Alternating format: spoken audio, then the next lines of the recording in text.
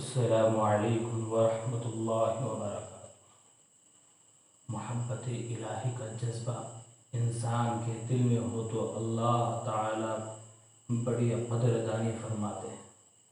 محبت میں ایسی کیفیت ہو جیسی حضرت عبداللہ ذو البجادین رضی اللہ عنہ کو نصیب تھی۔ یہ ایک نوجوان صحابی رضی اللہ عنہ تھے جو مدینہ طیبہ سے کچھ فاصلہ پر ایک بستی میں رہتے تھے۔ دوستوں سے معلوم ہوا کہ مدینہ طیبہ میں ایک پیغمبر علیہ السلام تشریف لائے ہیں۔ چنانچہ حاضر ہوئے اور چوری چپکے کلمہ پڑھ لیا، واپس گھر آ گئے۔ گھر کے سب لوگ ابھی کافر تھے، لیکن محبت تو وہ چیز ہے جو چھپ نہیں سکتی۔ اپنی طرف سے تو چھپا لیا کہ کسی کو پتہ نہ چلے، مگر نبی علیہ السلام کا کوئی تذکرہ کرتا تو یہ متوجہ ہوتے۔ چنانچہ گھر والوں نے اندازہ لگا لیا کہ کوئی نہ کوئی معاملہ ضرور ہے۔ ایک دن چچا نے کھڑا کر کے پوچھا، بتاؤ بھائی، کلمہ پڑھ لیا ہے؟ فرمانے لگے، جی ہاں۔ چچا کہنے لگے، اب تیرے سامنے دو راستے ہیں، یا تو کلمہ پڑھ کر اس گھر سے نکل جا، اور اگر گھر میں رہنا ہے تو پھر ہمارے دین کو قبول کر لے۔ چنانچہ ایک ہی لمحے میں فیصلہ کر لیا۔ فرمایا، میں گھر تو چھوڑ سکتا ہوں لیکن اللہ کے دین کو نہیں چھوڑ سکتا۔ چچا نے مارا پیٹا بھی صحیح، اور جاتے ہوئے جسم کے کپڑے بھی اتار لیے۔ جسم پر بالکل کوئی کپڑا نہ تھا۔ ماں بالآخر ماں تھی، شوہر کی وجہ سے کچھ ظاہر میں تو یہ نہ کہہ سکی، لیکن چپ کر اپنی چادر پکڑا دی کہ بیٹا سطر چھپا لینا۔ وہ چادر لے کر جب باہر نکلے تو اس کے دو ٹکڑے کیے، ایک سے سطر چھپا لیا اور دوسری اوپر اوڑھ لی۔ اسی لیے ذو البجادین یعنی دو چادروں والے مشہور ہو گئے۔ اب کہاں گئے؟ جہاں سودا کر چکے تھے، قدم بے اختیار مدینہ طیبہ کی طرف بڑھ رہے ہیں۔ رات کا سفر کر کے صبح نبی اکرم صلی اللہ علیہ وسلم کی خدمت اقدس میں حاضر ہوئے۔ نبی کریم صلی اللہ علیہ وسلم نے دیکھا تو چہرے پر عجیب خوشی کی کیفیت ظاہر ہوئی۔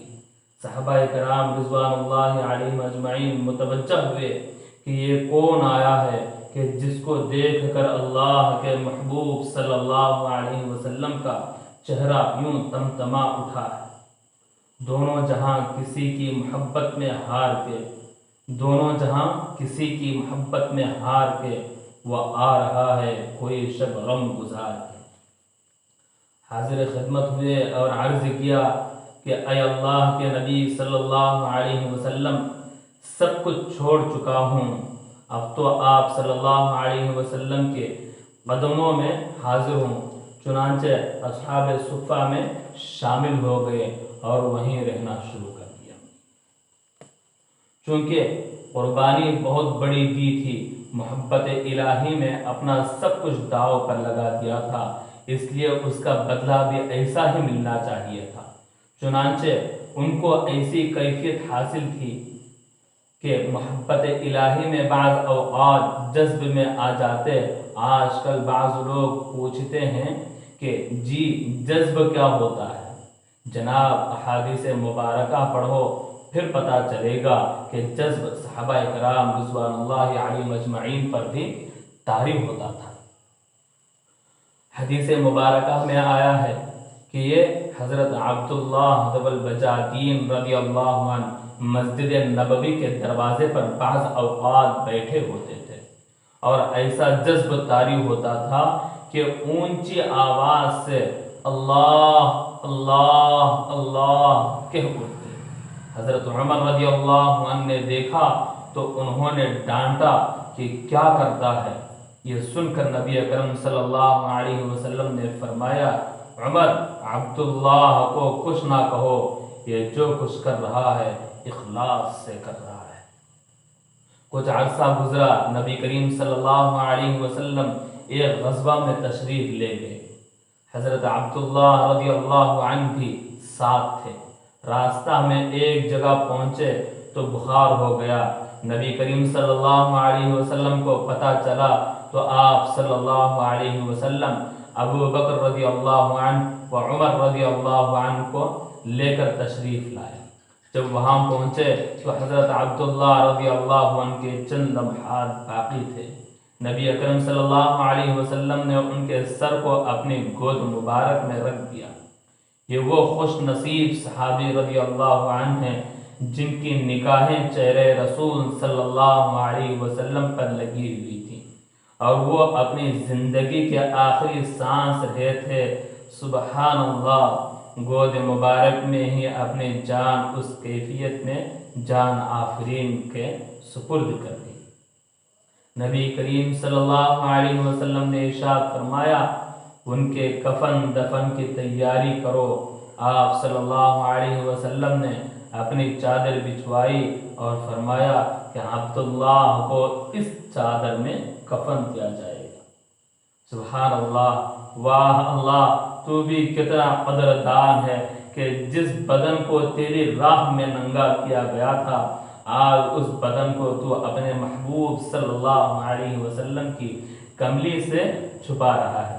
سبحان اللہ، سودا تو کر کے دیکھیں، پھر دیکھیں اللہ رب العزت کیسی قدردانی فرماتے ہیں۔ ہم لوگ ہی بے قدرے ہیں کہ اللہ تعالیٰ کو بھی کہنا پڑا وما قدر اللہ حق قدر، اور انہوں نے اللہ تعالیٰ کے قدر نہیں کی جیسی کرنی چاہیے تھی۔ خود نبی اکرم صلی اللہ علیہ وسلم نے ان کا جنازہ پڑھایا، پھر جنازہ لے کر قبرستان کی طرف چلے۔ شریعت کا مسئلہ یہ ہے کہ جو آدمی میت کا سب سے زیادہ قریبی ہوتا ہے وہ قبر میں اس کو اتارنے کے لیے اترے۔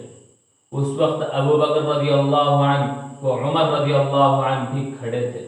نبی علیہ السلام نے خود قبر میں اتر کر فرمایا، اپنے بھائی کو پکڑا دو مگر ان کے ادب کا خیال رکھنا۔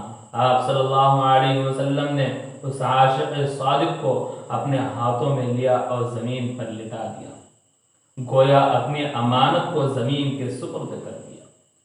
حدیث مبارکہ کا مفہوم ہے کہ اللہ کے محبوب صلی اللہ علیہ وسلم نے جب ان کو زمین پر رکھا تو آپ صلی اللہ علیہ وسلم نے ارشاد فرمایا، اے اللہ، میں عبداللہ رضی اللہ عنہ سے راضی ہوں، تو بھی اس سے راضی ہو جا۔ یہ ایسے الفاظ تھے کہ حضرت عمر رضی اللہ عنہ بھی سن کر وجد میں آ گئے اور کہنے لگے کہ میرا جی چاہتا ہے کہ کاش آج نبی کریم صلی اللہ علیہ وسلم کے مبارک ہاتھوں میں میری میت ہوتی۔ دیکھا، محنت مجاہدہ اور قربانیاں کرنے والوں کو اللہ رب العزت یوں بدلہ دیا کرتے ہیں۔ آپ سوچئے کہ جو آقا اپنے کمزور بندوں کو حکم ارشاد فرماتا ہے کہ هل جزاء الاحسان الا الاحسان، تو اگر کوئی اس کے لیے قربانیاں دے تو کیا اللہ رب العزت قدردانی نہیں فرمائیں گے؟ ضرور فرمائیں گے۔